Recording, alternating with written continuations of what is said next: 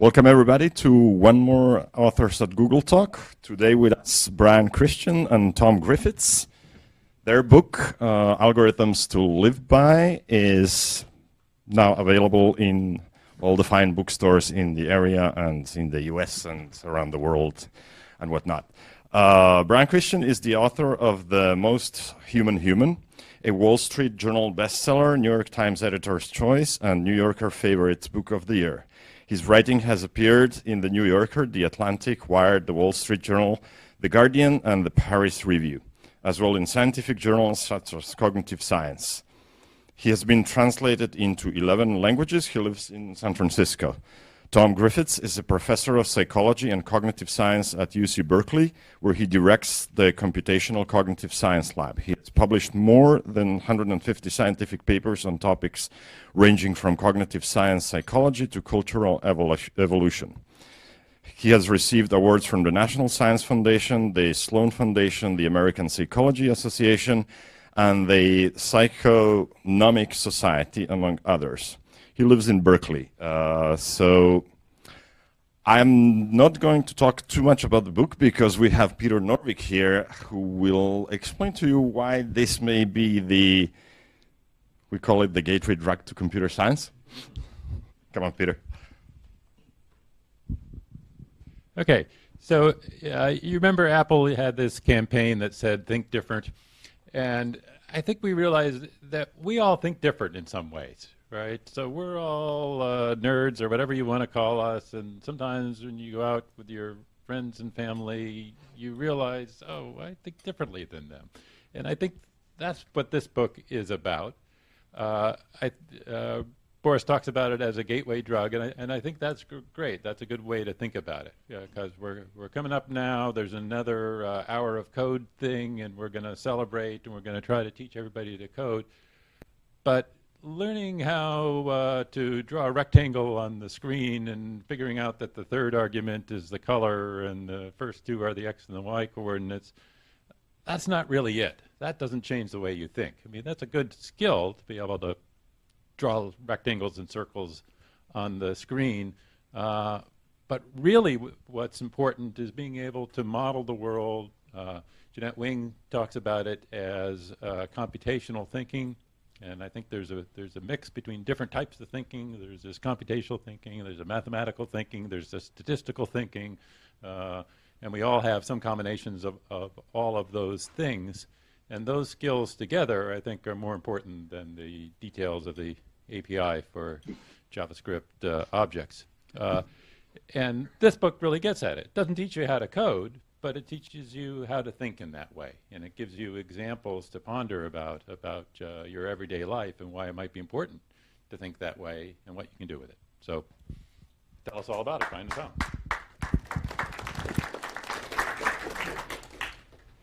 Thank you so much, Boris and Peter, for the introduction, and thanks to Google for the invitation to come speak. The talk is Algorithms to Live By. I'm Brian. This is Tom. In case you were curious which of us is which, we sometimes get that question if we've forgotten to introduce ourselves at the top. And the book opens with an example that I think will be acutely, perhaps uncomfortably familiar to many of us here in the Bay Area, which is looking for housing. So in a typical consumer situation, the way you make a choice is you consider a pool of options, you think hard about which one you like the best, and then you go with that. But in a sufficiently crowded real estate market, in a sufficiently competitive market, which the Bay Area certainly is, you don't have the luxury of making the decision in that way. Rather, the decision takes the form of evaluating a sequence of options one at a time, going to a number of different open houses, and at each point in time, you must make an irrevocable commitment. You either take the place that you're looking at right there on the spot, never knowing what else might have been out there, or you walk away, never to return. You have almost no chance of going back and getting the place. This is certainly a much more fraught setting for making a decision, because here the critical question that you have to ask yourself is not which option to pick, but how many options to even consider. intuitively, we have this idea that you want to look before you leap. You don't want to make a premature choice. You want to get a sense of what's out there, but you don't want to hold out too long for some kind of perfect thing that doesn't exist and let the best options pass you by. So our intuition tells us that we have to strike some kind of balance between getting a feel for what's out there and setting a standard, and knowing a good thing when we see it and being ready to commit.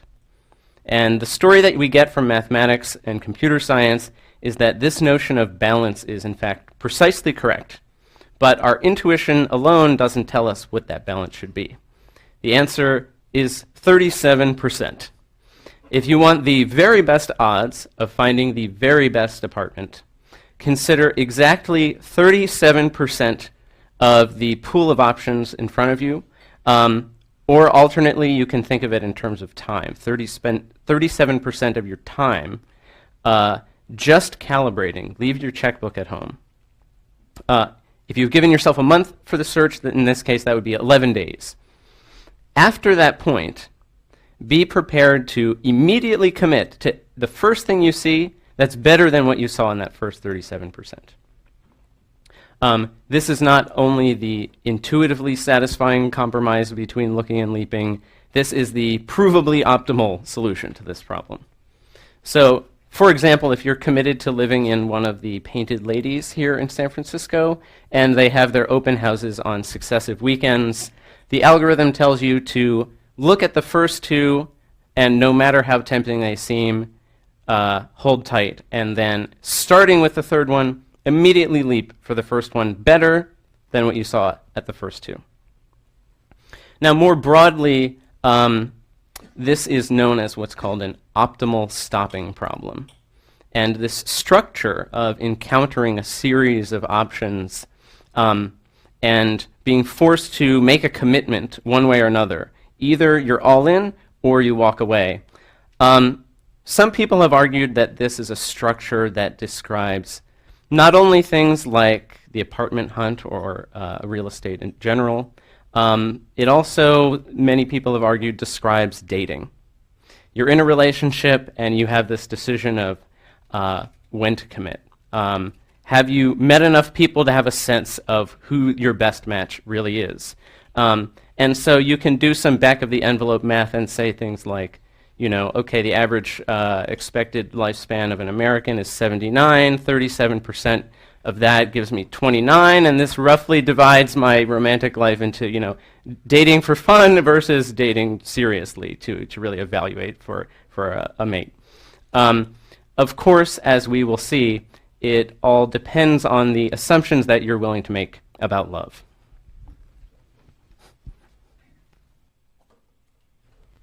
So, as you've seen, simple algorithms can solve some of the problems which we actually normally think about not as problems for computers, but as problems for people. So there are a set of problems which we have to solve just as a consequence of the fact that our lives are lived in finite space and finite time. So, having to do things like try and figure out how to organize our house or our closet or our office in a way to make it most efficient, or trying to figure out how to schedule our time so that we can do the most possible things.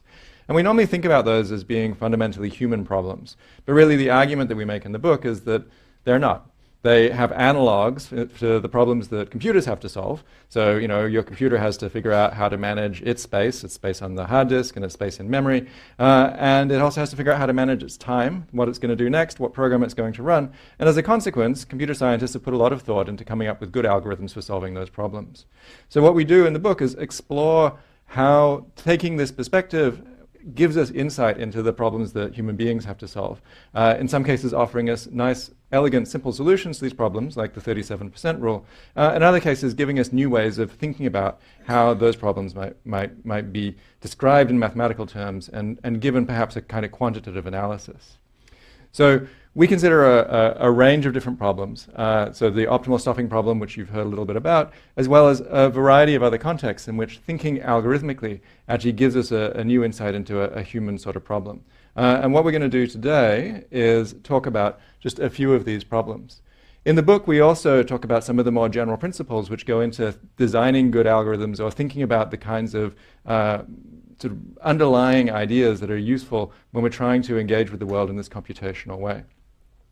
So the three problems that we're going to focus on today are optimal stopping, the explore-exploit trade-off, and caching. And optimal stopping you've already heard a little bit about. The 37% rule is just one instance of a strategy which is useful for solving an optimal stopping problem. It's the solution to a problem which is known in the mathematical literature as the secretary problem.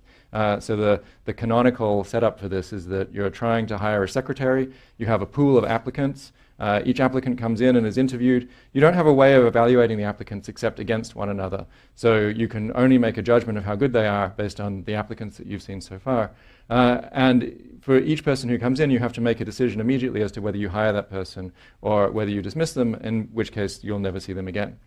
So this secretary problem was first presented to the public in the 1960s in a column that was written by Martin Gardner.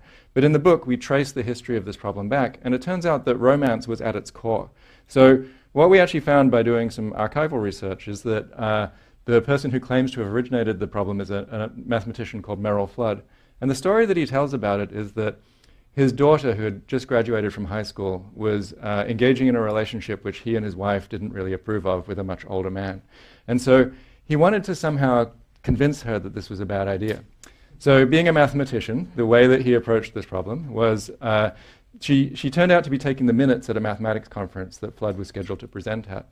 And so he went up and he presented this problem of a woman who's entertaining a series of suitors and faced with the challenge of deciding which of those suitors' proposals she should accept.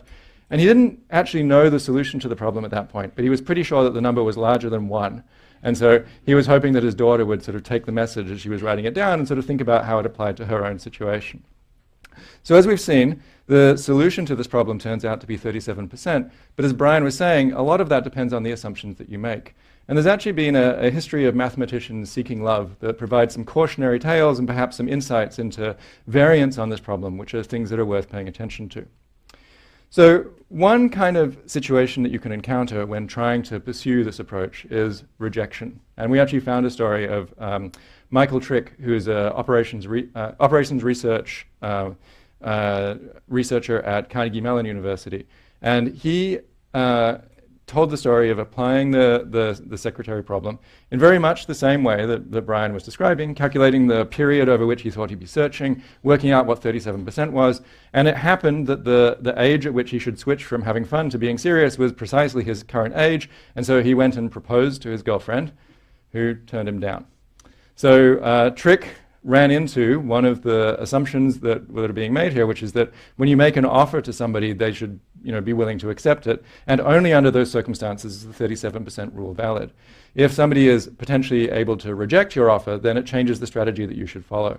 And in particular, it means that the period that you spend looking should be reduced. So, for example, if you have a 50% chance of being rejected, then you should look at the first 25% of your potential candidates and then be willing to make an offer to the first person who's better than anybody you saw in that first 25%. Another variant on the secretary problem is what's called recall. And so this is having the opportunity to go back to somebody who you passed over. So you can imagine your candidates come in, but rather than dismissing them, meaning that you'll never see them again, dismissing them just decreases the chance that you'll be able to go back to them. Or in the dating setting, basically, breaking up with somebody means that maybe there's a chance that they take you back later on. So there's actually a mathematician who experienced exactly this phenomenon. This is the astronomer Johannes Kepler, who, after his first wife died, went through an extended period of courting various women, trying to sort of evaluate and come up with the person who he thought was going to be the very best person for him. And so over an extended period, he ended up interacting with 11 women. And having sort of explored those possibilities, he decided, getting to the end of that process, that number 5, who he'd previously dismissed, was actually the best one for him.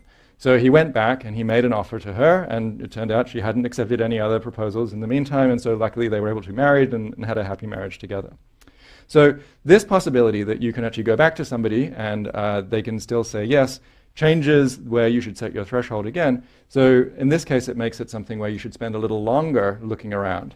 So for example, if there's a 50% chance that somebody who you go back to is going to be willing to accept your offer anyway, then you should look at the first 61% and then use that to set the standard, which you'll then use for evaluating the remainder. And then if you get to the very end of this period and haven't found anybody, then you go back and make an offer to the person who is the very best, which you now know because you've explored all of the options. So if you had prior knowledge of the distribution that you're drawing from, then that should also down the period, right? That's right. So in this case, we're assuming that the only way that you can evaluate people is relative to one another, right? And so that's something which then leads to this kind of strategy where you have to spend some time building up an impression of what the distribution looks like. So basically, pretty much any variant on this problem you can imagine has been explored by mathematicians in the last 50 years. The case that you're talking about where you have what's called full information, you actually know what the distribution is like, is one where the overall strategy looks quite different. So in that case, what you should do is set a threshold. And then as you go through the pool and your sort of remaining candidates become sparser, that threshold becomes lower and lower. Some of us might have experienced this in the context of other kinds of romantic interactions, but it certainly makes dire predictions perhaps as you age and people start getting married, that you should be willing to accept perhaps a slightly, set a slightly lower threshold in terms of the way that you approach the problem. And there are also variants which are what are called partial information versions, where you come in not knowing what the distribution is, but having some information about what that distribution is. And those turn out to be some of the sort of most interesting and mathematically intricate cases. So these examples illustrate some of the ways in which the secretary problem can be made more complicated and can accommodate some of the other kinds of situations that we might encounter in realistic romantic scenarios. But this is by all means not the limits of optimal stopping in terms of its implications for human lives. So basically, any situation where you have to make a decision about whether to continue to gather information or to continue to consider opportunities or to act on the information that you have so far is going to be one which is going to fit this same kind of schema of optimal stopping.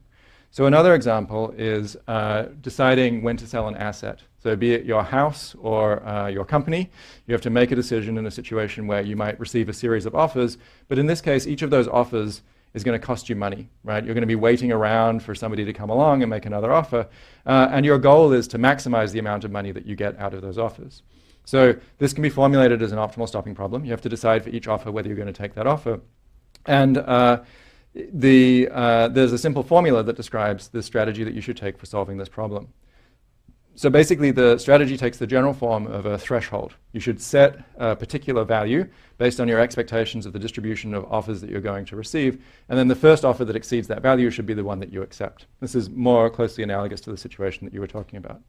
So, for example, if you have, say, a uniform distribution between getting an offer of $400,000 and an offer of $500,000, then as a function of the cost per offer, we can actually work out what this threshold looks like. And so it gives you a very simple kind of approach that you can take in the context of trying to decide whether you should evaluate an offer. And it also says that you should never look back, right? So if you turned down an offer in the past, that was because the offer was below your threshold, and as a consequence, you shouldn't regret having given up on that opportunity. You should just be waiting around for the next offer that exceeds your threshold.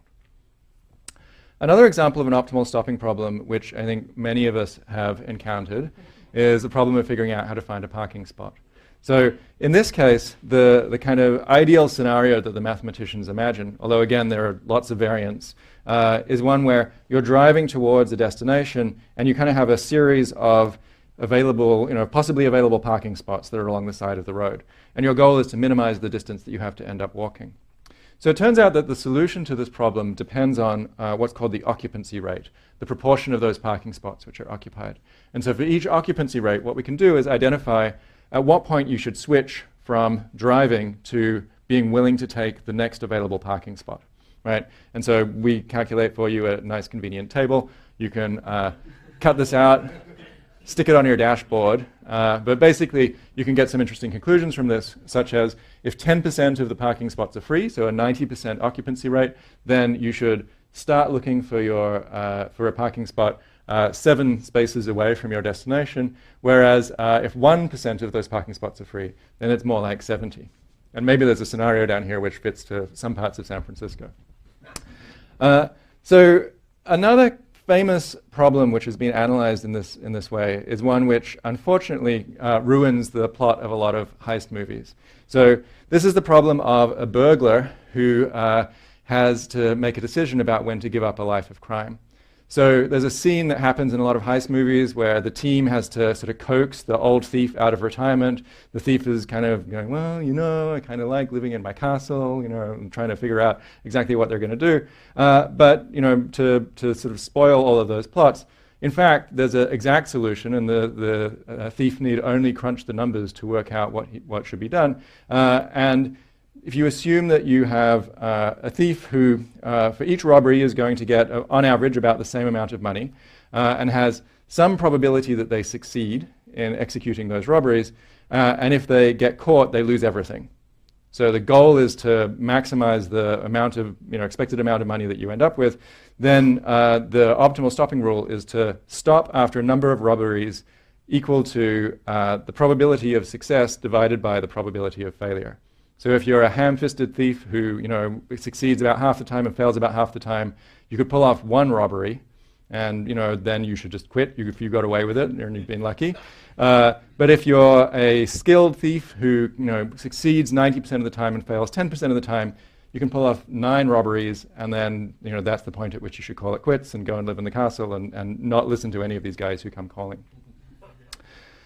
So these sorts of scenarios might seem a little bit artificial, right? They're all cases where you're kind of forced into a situation where you have to make a decision about when to stop doing something.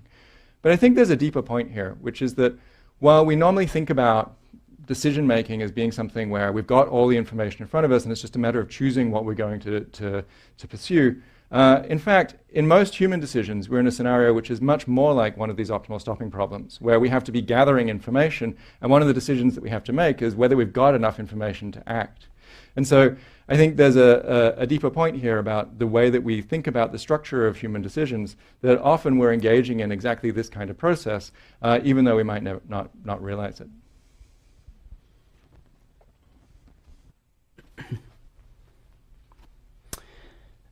The second class of problems that we consider in the book are ones that we describe as explore-exploit trade-offs.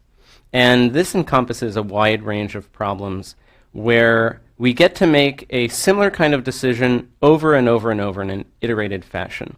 And typically that takes the form of a tension between doing our favorite things, the things we know and love, or trying new things. And this type of a structure appears in a number of different domains in everyday life. Restaurants being the obvious case. Do you go to your favorite place, or do you try the new place that just opened up?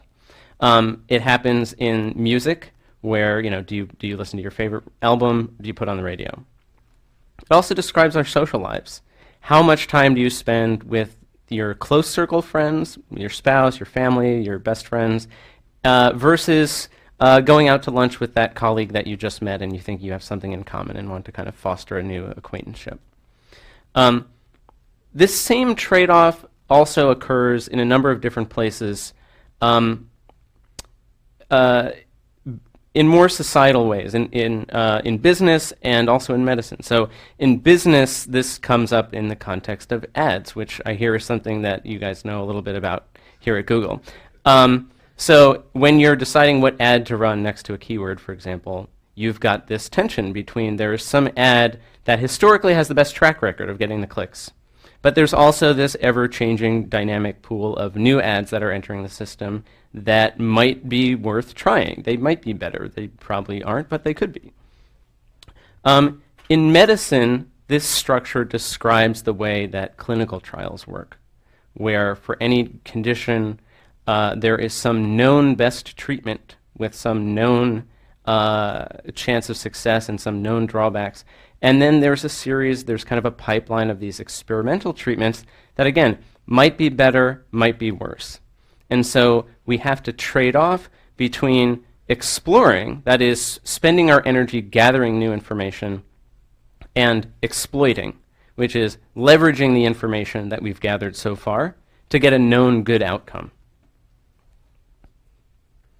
The canonical explore-exploit problem that appears in the computer science literature is known as the Multi-Armed Bandit problem. And this colorful name, I'm sure this is familiar to some of you in the room, but the name comes from the moniker of the one-armed bandit for a slot machine. So a multi-armed bandit you can think of as just a room full of different slot machines. So the basic setup of the formal problem is this. You walk into a casino. There's all sorts of different slot machines, each of which pays off with some probability, but every machine is different. Some of them are more lucrative than others, but there's no way for you to know that until you just start pulling the levers and seeing which ones seem more promising. So again, here's this case where you have to trade off between gathering information and leveraging the information that you have. And so there's this question which vexed an entire generation of mathematicians of, okay, let's say you walk into the casino and you have 100 pulls. You're there for an afternoon, you have enough time for 100 pulls. What strategy is going to give you the highest expected payout before you leave the casino?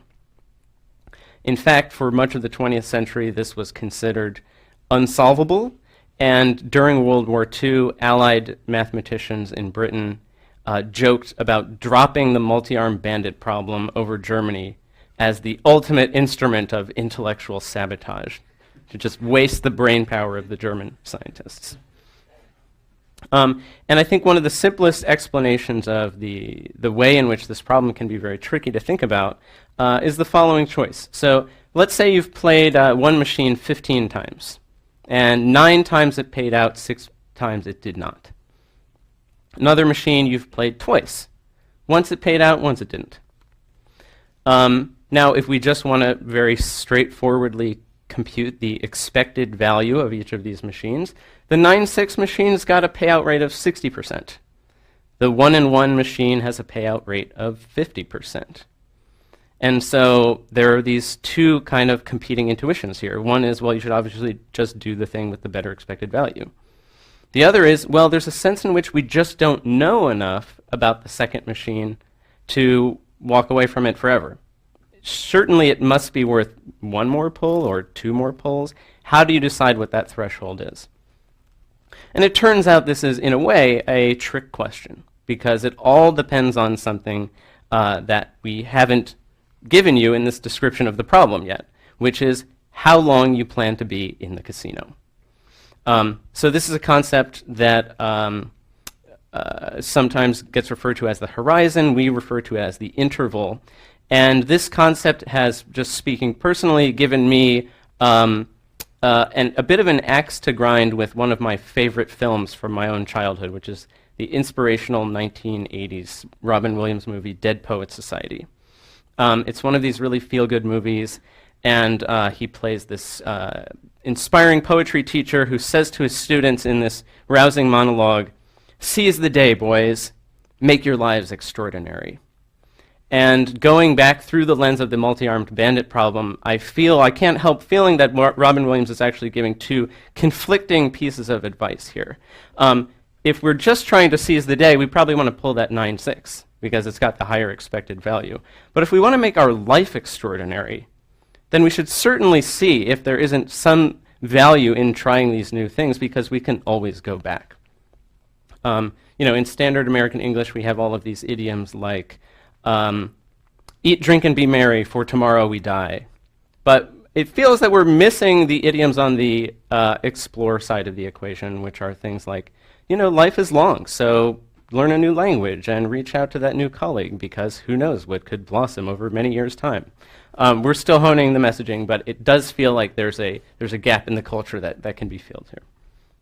So when you're working with a finite interval, the solution to the multi-armed bandit problem comes from a method described by Richard Bellman, dynamic programming, where you basically work backwards and are able to compute the expected value of every pull given all of the possible pulls that you could make as a result of whether that succeeds or fails. And you can actually work out the expected value all the way back to walking in the door of the casino. What should you do? And And this provides an exact solution to the multi-armed bandit problem, but there's a catch, which is that it requires that you know exactly how long you're going to be there and exactly how many machines there are, and it also requires doing a lot of computation up front. But I think the critical thing is that we're able to look at these solutions, these exact solutions, and get some broader principles out of it. So for example, the value of exploration is greatest the minute you walk through the door, for two reasons. The first is that if you think about it in the restaurant analogy, you just moved to Mountain View, you go out to eat that night. The first place you try is guaranteed to be the best restaurant you've ever experienced in Mountain View. The next night you try a different place, it has a 50% chance of being the best restaurant you've ever seen in Mountain View, and so on and so forth. So the likelihood that something new is better than what we already know about goes down as we gain experience. The second reason that exploring is more valuable at the beginning of an interval is that when we make that discovery, we have more chances to go back. So discovering a really amazing restaurant on your last night in town is actually a little bit tragic. It would have been great to find that sooner. And so this gives us this general intuition that as we perceive ourselves to be on some interval of time, we should kind of front load our exploration and wait our exploitation to the end, when we both have the most experience with what to exploit and the least time remaining to discover and enjoy something new, even if we did find it. This is significant, I think, because it gives us a new way of thinking about the arc of a human lifespan.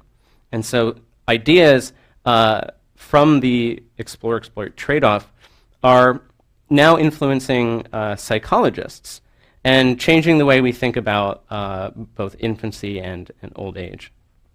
So to demonstrate infancy, we have a picture of a baby eating a power cord. And I think this demonstrates what a lot of us kind of culturally, intuitively think of as the irrationality of babies. You know, they're totally have the attention span of a goldfish. They put everything in their mouth. They're distracted really easily. They're really bad at just generally doing things. You know, we give the example in a book, like a baby gazelle is expected to be able to run away from a wolf within the first day of being alive, but you know, it takes us 18 years before we're allowed to get behind the wheel of a car, that kind of thing. And the psychologist Alison Gopnik uses ideas from the explore-exploit trade-off as a way of saying, well, maybe this extended period of dependency is actually optimal in some sense. Because if you're in the casino, for the first 18 years that you're in the casino, someone else is, you know, buying your food and paying your rent. And so you don't need to be getting those early payouts to, you know, buy your lunch. And so you can really use that period of time to explore, which is exactly what you should be doing at the beginning of your life. There's a sense in which, you know, just putting every item in the house in your mouth, at least just once, sort of resembles walking into the casino and just pulling all of the levers. Similarly, the idea of exploitation is changing the way we think about getting older.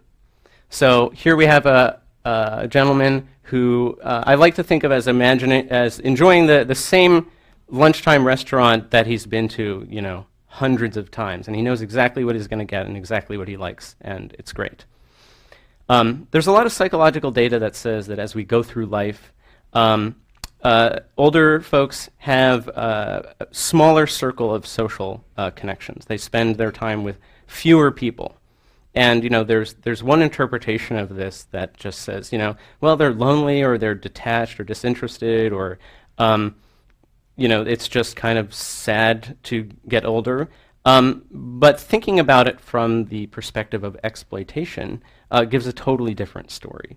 And this comes up in the work of the Stanford psychologist Laura Carstensen, who studies aging in an attempt to sort of overturn some of the prejudices we have. And so, for example, one of the intuitions you get from the idea of the explore-exploit trade-off is that towards the end of your life, you really should be spending more of your time doing the things you already know and love. Both because it's unlikely to make a discovery that's better than the things you already really care about, and also because there's less time to enjoy it should you do that. And so it just makes more sense to spend more of your energy on the things that you already know and love.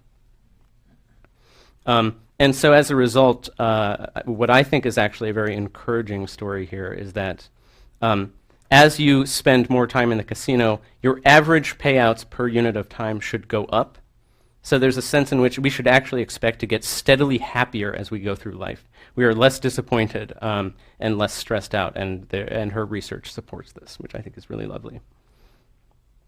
Now, there are many cases where we don't necessarily know where we are on the interval of time, or it doesn't necessarily make sense to think of there being some finite interval. So maybe you move to Mountain View and you don't know how long you're going to live in Mountain View. Or if you're a company, you imagine yourself being interested in being around indefinitely. But nonetheless, there's still a sense in which you care about the present more than the future. This framing of the problem led to a different series of breakthroughs. Starting with an Oxford mathematician named John Gittins, who was hired by the pharmaceutical company Unilever to tell them basically how much of their money to invest in R&D. And so he frames he almost accidentally made this enormous breakthrough in the problem by thinking of it not as there being some finite interval of time, but as there being some indefinite future that is geometrically discounted. So I don't know how long I'm going to be living in the Bay Area, but a really good meal next week is maybe only 90% as valuable as a really good meal this week. Or making X dollars next quarter is only 90% as valuable as making those dollars this quarter. And it turns out that, again, you can get a very precise solution to this problem. So he explored it in this business context, but it's also, I think, very interesting that it was a pharmaceutical context, because this also gives us a way of thinking differently about how a clinical trial should be run. The basic idea behind Gittins' breakthrough here, which is called the Gittins Index, is he imagines that the word we use is a bribe. So if you think about,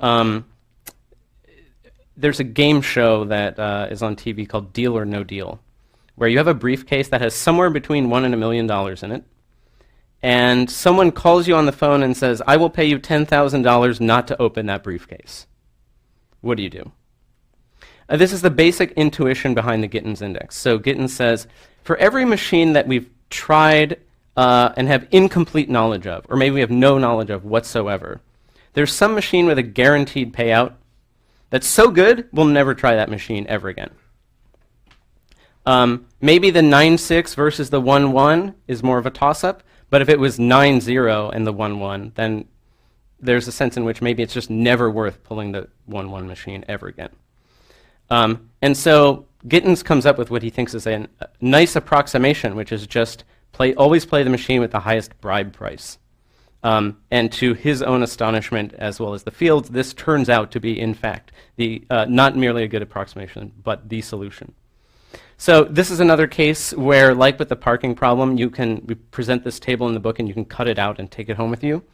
And it provides values for situations where you're trying to weigh the value between two different options. And so going back to our two slot machines, the 9 and 6 machine has a Gittins index of 6,300, but the 1 and 1 machine has a Gittins index of 6,346. So case closed, pull the 1-1 machine one more time. What I think is kind of philosophically significant about this is the 0-0 square has a value of 70.29%, which means that you should consider something you've never tried as being just as good as something that you know works 70% of the time, even though it only has an expected value of 50%. And you can see if you follow the diagonal down to the right, it goes from 70% to 6346 to 6010, 5809, and it does indeed converge on 0.5 as you gain experience. But there's this boost applied for not having that experience. So we tongue-in-cheek suggest that you just print this out and just use it to decide where to eat. But there are sometimes some problems that come up with this. One is that we don't always geometrically discount our payoffs.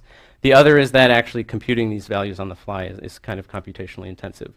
And so there's a third way of thinking about the problem that has come in the wake of Gittins' work, and that is the idea of minimizing regret. So we give a lot of examples that touch on Google's work, but the best illustration of this actually comes from Amazon. So Jeff Bezos talks about being in this really lucrative hedge fund position and deciding whether to give up his cushy job to start an online bookstore. And he approaches it from what he calls a regret minimization framework. I knew looking back I wouldn't regret it. In the context of the multi-armed bandit problem, you can formulate regret as every time you tried something that wasn't the best thing in hindsight. And so you can ask yourself, how does my regret, what does that look like as I proceed through my time in the casino? And we have good news and bad news. We'll start with the bad news. The bad news is that you will never stop getting more regrets as you go through life. The good news is that the rate at which you add new regrets goes down over time. Specifically, if you were following an optimal algorithm, the rate at which you add new regrets is logarithmic with respect to time. And this has led to a series of breakthroughs in computer scientists looking for simpler solutions than the Gittins Index that still have this optimality of minimal regret. One of our favorites, which I think is the most thematic, is called upper confidence bound.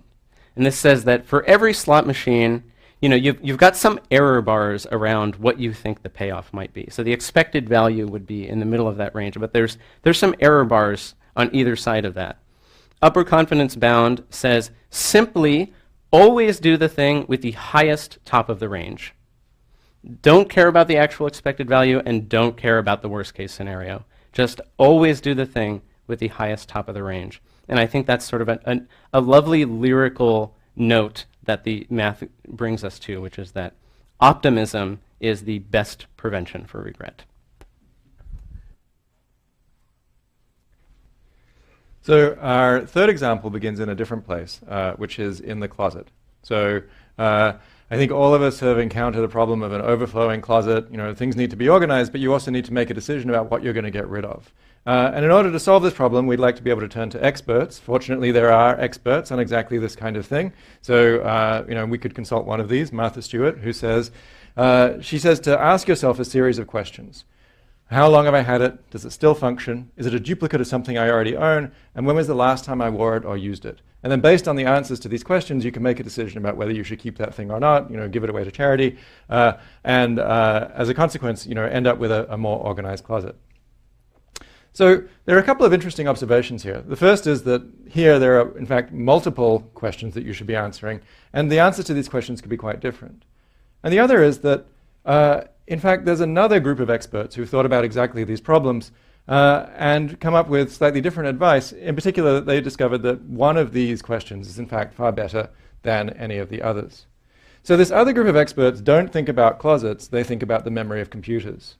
This is the picture of the Atlas computer, which was a computer which was built at Manchester University in the 1960s. And Atlas had an interesting structure where it had two kinds of memory. It had a drum, which could store information in a way where it was very slow to access. And then it also had a set of sort of magnets which could be used to store information in a format which was relatively fast to access. And when they first built the machine, the way that they were using it was to read off the information that would be needed for a computation from the drum and then store it in the magnetic memory, and then do the operations and then write it back to the drum, and then take the next part of the computation and then read off all of the relevant information from the drum and then do the operations, then write it back to the drum. But a mathematician who was working on Atlas, named Maurice Wilkes, realized that there was a better way to solve this problem. He realized that they could make the whole system work much faster if they didn't always take all of the information out of the fast memory and put it back into the slow memory, but rather they kept around the pieces of information which they thought they were going to need to use again in the future. So the reason why this speeds things up is that then you don't have to spend the extra time reading those things back off the slow memory, and as a consequence, the computer runs much faster. So this is an idea which computer scientists now will recognize as caching. So it's the idea of keeping the information which you're most likely to need in the future in the part of memory which is most easily and most rapidly accessed. But it comes with it, brings with it another kind of algorithmic problem, which is the problem of figuring out exactly what those items that you're likely to need in the future are going to be. Or, to put it another way, what it is that you should throw away. And this is a problem that's called the problem of cache eviction. So cache eviction is something which requires us coming up with good algorithms for deciding what we're not going to need again in the future. And the person who really made the first breakthrough in thinking about this is this man, Laszlo Baladi, who was working at IBM. So before he worked at IBM, Baladi had grown up in Hungary and then fled during the revolution there with only a bag containing one change of underpants and his thesis paper. And then he ended up having to then emigrate from Germany, which is where he'd moved to, again with very minimal equipment. He just had $100 and his wife. So by the time he'd reached IBM in the 1960s, he'd built up a significant amount of experience in deciding what it was that it made sense to leave behind. So Baladi described the optimal algorithm for solving the problem of deciding what you should evict from your cache. And this optimal algorithm is essentially clairvoyance. What you should do is evict from the cache that piece of information which you're going to need the furthest into the future. So as long as you can see into the future as far as you need to go in order to make that decision, then you can solve this problem, you can sort of do the best possible solution to this problem that you can imagine. Unfortunately, when engineers have tried to implement this algorithm, they've run into problems. And so for mere mortals, we need to have some different kinds of algorithms. And Baladi actually evaluated 3 different kinds of algorithms. One where you just randomly evict items from the cache. One where the things which were first entered into the cache are the ones which first leave it. And one way you evict those things which are least recently used. That is, those items which have been used the furthest distance into the past are the ones which leave the cache first. And doing an empirical evaluation of these different schemes, he discovered that there was one clear winner, which is the least recently used algorithm. So basically the idea is that the information that you used least recently is least likely to be the information which you're going to need again in the future as a consequence of a principle that computer scientists call temporal locality. Basically that if you just touched a piece of information, you're going to be likely to need that information again in the near future because there's a kind of correlation over time in the pieces of information which an algorithm might need to access. So taking this insight, you can build caching systems which work very efficiently in a variety of different situations. So nowadays, caches are used all over the place. So if we look on computers, we find that you'll see multiple chips that are dedicated to caching. There are caches that are built into hard disks. There are other kinds of caches which are used in servers for delivering websites to people as quickly and efficiently as possible. But the one place where these caching algorithms perhaps haven't been applied and perhaps should is back in our closet. And if we look at these ideas that Martha provides us with how to organize our possessions, then as we go through these possibilities, it's clear that one of them might be a better recommendation than the others, which is, when was the last time I wore it or used it? Which is actually an instantiation of the least recently used principle. So next time you're thinking about trying to organize your closet, it might be worth keeping this in mind, that as long as your possessions obey the same kind of principle of temporal locality, focusing on those possessions that were least recently used might be the most predictive of those things that you're least likely to need again in the future. So this kind of principle isn't just something which is useful in thinking about how to organize your closet. It's also something that might be useful in thinking about how to organize your office. And this was a discovery that was made somewhat accidentally by a Japanese economist called Yukio Noguchi. So Noguchi is a tax economist. He was constantly receiving reports and papers and documents that needed to be filed away. And he was kind of overwhelmed with all of this information. He didn't have time to file it properly, so he came up with a simple solution, which was just to put all of those papers into a box. But he didn't just dump them into the box. What he did was actually put them into a box in a very orderly way. So basically, he had a box which was sort of horizontally aligned, and he put the information into the box at one end of the box. So as you get some new papers, he'd put those papers in at the left-hand side, and as a consequence, the papers would sort of move down the box as new things came in. And then he did something else important, which is that as he used one of those papers, he'd pull it out of the box, and then when he was finished using it, he'd put it back in again at the left-hand side of the box. So this has a clear connection to least recently used caching, right? Once your box fills up, you need to get rid of something, and you can get rid of the things that hit the right end of the box, because those are the things which you used furthest in the past and are consequently likely to need, least likely to need in the near future. But this principle of taking out a file and then putting it back at the left-hand side of the box also corresponds to another idea which has shown up in theoretical computer science. So we can actually show that this way of organizing his information is something which is near optimal, or at least as close to optimal as we're likely to be able to get. So the actual data structure that he had created here is something that a computer scientist would recognize as a self-organizing list. So basically in a self-organizing list, you have a sequence of pieces of information, and then as you access those pieces of information, you have the opportunity to change the order that those pieces of information appear in. And so this idea of taking the information that's accessed and then putting it at the very front of the list, or at the left-hand side of Noguchi's box, is actually something which turns out to be a very effective algorithm. So Robert Tajan and Daniel Slater proved in 1985 that moving the most recent item to the front of the list is at worst twice as bad as clairvoyance. So clairvoyance is the best that you could possibly do, and it turns out this is the only algorithm that comes with a theoretical guarantee of being at least close to clairvoyance in multiplicative terms. So if you're thinking about implementing the Noguchi filing system in your office, it might be reassuring to realize that perhaps you already have. So we normally think about a messy office as being a bad thing, and in particular, a giant pile of papers on your desk like this is something which, kind of seems like a poor method of organizing information. But you can kind of think about this as taking the Noguchi system and then literally turning it on its side, right? So a big pile of papers is, in fact, a self-organizing list. And if you're taking things out of the pile and then sticking them back on the top and putting the most recently used items on the top of the pile, then you're implementing exactly this, relatively optimal strategy for organizing the information that's contained in that list. So if you're somebody who is familiar with these kinds of messes, you'll also be reassured by some of the message in our sorting chapter, where we argue against sorting in many domestic situations. So thinking about caching isn't just useful for thinking about how to organize information around you. It's also something which might give you new insights into how human memory works. So I think there's an intuition that a lot of us would have about memory, which is kind of thinking about it as something sort of like Noguchi's box, right? You've got kind of a limited amount of space in your memory, and so when you learn something new, you have to put it in there, and when you do that, maybe it pops something else out, and as a consequence, you forget that thing. And so forgetting is just a consequence of kind of hitting a capacity limit in terms of the amount of information that we can store. But a cognitive scientist called John Anderson has actually proposed that there's a different way of thinking about how memory works, and thinking that the analogy is less like a box of finite size and more like a library of infinite size.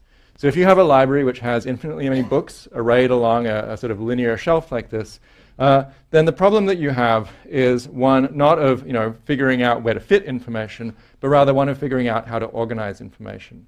Another good analog of this is thinking about something like web search, where you've got a whole lot of web pages, and you want to organize those web pages in such a way that you can find the things that people are likely to be looking for with high probability close to the top of the list that you produce.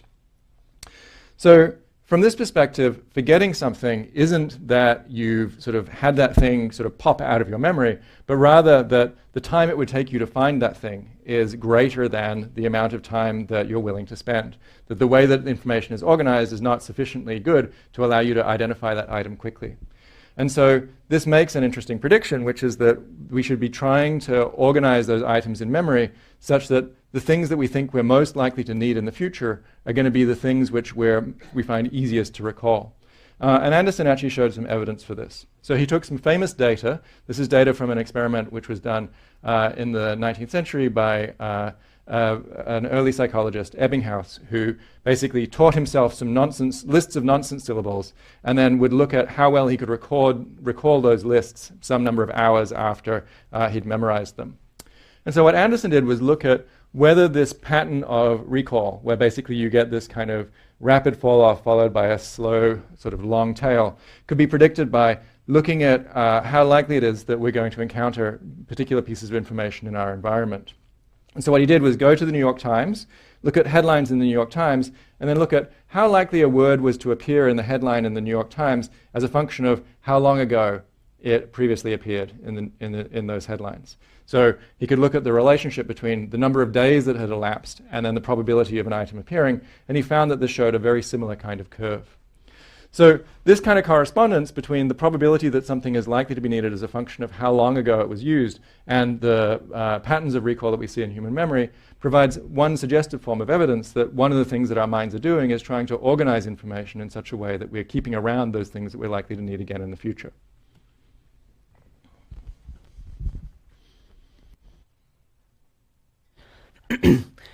Thinking computationally about the types of problems that we encounter in everyday life has payoffs at a number of different scales.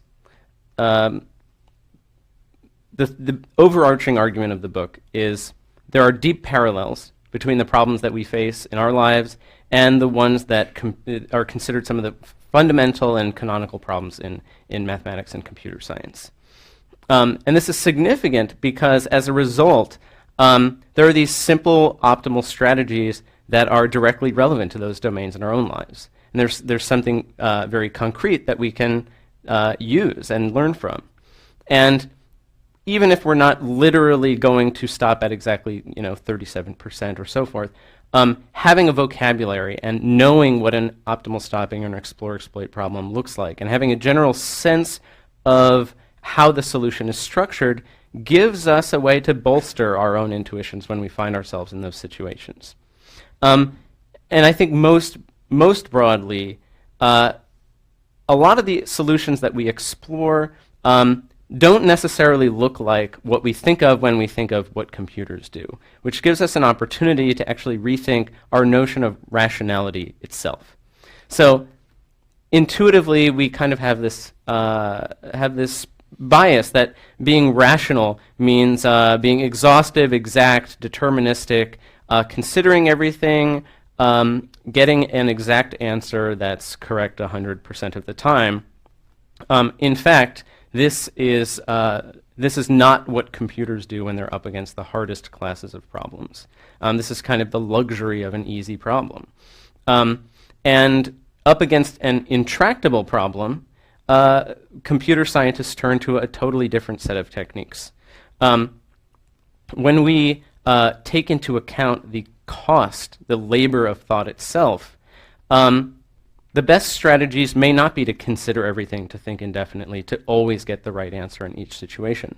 We may want to, in fact, trade off the labor of the computation versus the quality of the result. And as the book progresses, especially in the second half, we look at what these strategies are for dealing with intractable problems, which most of the ones that we face in real life are. And that leads to this conclusion that, what computer scientists do up against the hardest classes of problems is they use approximations. They trade off the cost of error against the cost of delay. They relax some of the constraints of the problem, and they turn to chance. These aren't the concessions that we make when we can't be rational. These are what being rational means. We explore this line of thinking through a number of different domains. We've talked about 3 today. We also look at sorting algorithms. What do they tell you about how to arrange your bookshelf, and more importantly, whether you should? We look at scheduling theory. Every operating system has a scheduler that tells the CPU what to be doing when, for how long, and what to do next. So we look at what the parallels are there for thinking about time management in our own lives. And in the context of Bayes' rule, we think about problems of predicting the future. How long a process will go on, how much money something will make based on what it's made so far. And at a personal level, you've been dating someone for a couple months. It's going pretty well so far. Is it premature to book that weekend place in Tahoe at the end of the summer? What should you do? And we provide some rational answers there as well. And unlike the types of advice that you might find in, for example, self-help books, the insights that are derived from thinking computationally about these problems are backed by proofs. Thank you so much.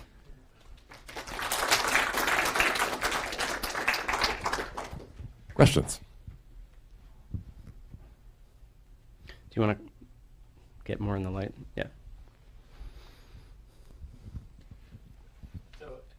How useful is it to have a proof of an abstraction when the real life doesn't match the abstraction? Yeah, so I think the way that we really think about this is there are definitely simplifications that go into formulating these problems, but what you get out of them is, if you're in exactly that situation, you know exactly what you should do, but more generally you get insights about how those solutions change as a consequence of changing the assumptions. So for example, I talked about some of the variants on the secretary problem, and from that, you might not know exactly what the number is in your scenario, but you can recognize, okay, well, if it becomes more permissive, then I should be, more willing to spend longer looking before I start leaping, and if it becomes, less permissive, then I should have a much more rapid transition from those things. And I think, there's a related question here, which is, if we think that people should follow algorithms, why don't we just make computers that will solve these problems for people, and then people don't have to make any decisions at all? And I think one of the things that people are really good at is figuring out how to interpolate between these possibilities and how to kind of evaluate some of the fuzziness around the particular problems that we're facing. And so we're really providing tools that can guide those human capacities in terms of thinking about solutions to more realistic problems.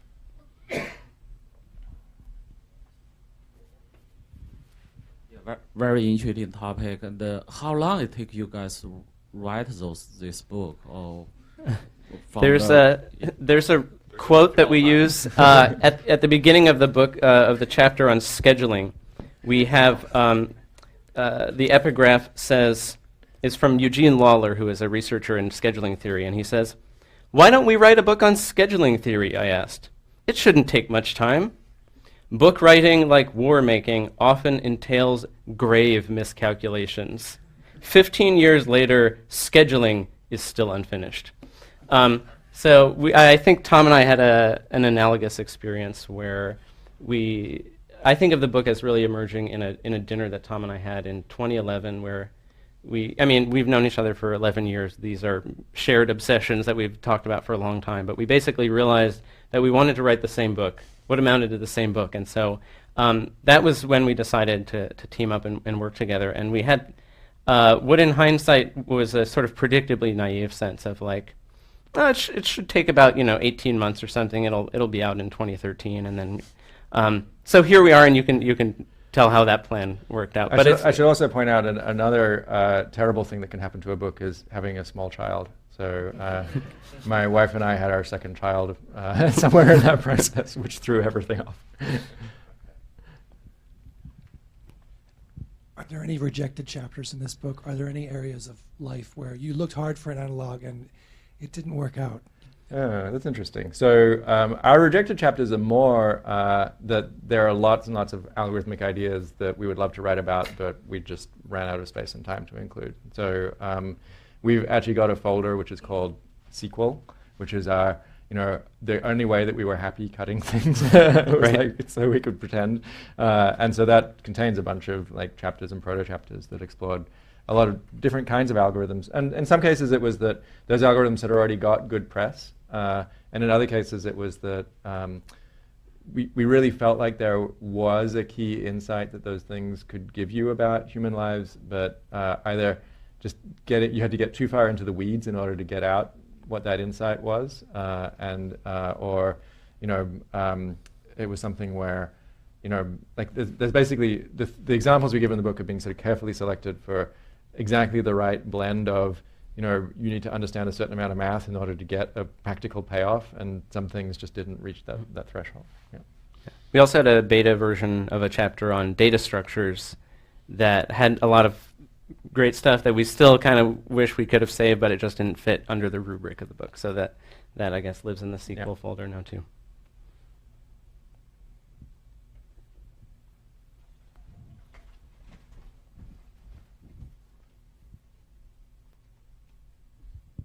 Do you feel like you learned anything about the limits, or I guess lack thereof, of what machine intelligences could be capable of? It seems like a lot of these examples right now involve pretty specific parameters for what the problem has to be, but also that there's just a ton of similarity between how humans actually do things and how computers end up doing them.